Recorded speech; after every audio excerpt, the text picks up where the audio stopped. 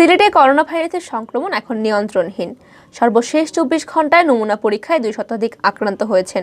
নমুনা পরীক্ষা বিবেচনায় গেল 24 ঘন্টায় আক্রান্ত শনাক্তের হার 17% ছাড়িয়ে গেছে। স্বাস্থ্য অধিদপ্তর জানায়, মঙ্গলবার সকাল 8টা থেকে পূর্ববর্তী 24 ঘন্টায় সিলেট বিভাগের সব কয়টি ল্যাবে পরীক্ষা করা হয় 1179টি নমুনা। এর মধ্যে করোনা আক্রান্ত শনাক্ত হন 209 জন। শনাক্তের হার দাঁড়ায় 17.73%। নতুন আক্রান্ত শনাক্তদের মধ্যে 147 জনের সিলেট জেলার, বাকিদের মধ্যে সুনামগঞ্জের 7 জন, মৌলভীবাজারের 29 জন ও হবিগঞ্জের 26 জন রয়েছেন।